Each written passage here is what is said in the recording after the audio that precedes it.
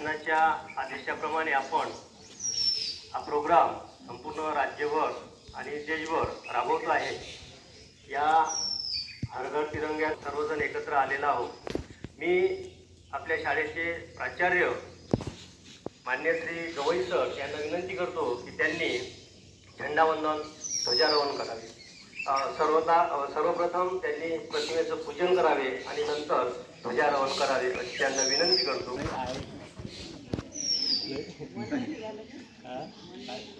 नाही मी बऱ्याच वेळा विवेकानंद येते नाही माझ्या उद्याला 50ची जयंती ज्ञानेश्वर महाराज कदाचित होत असून ज्ञानेश्वर महाराज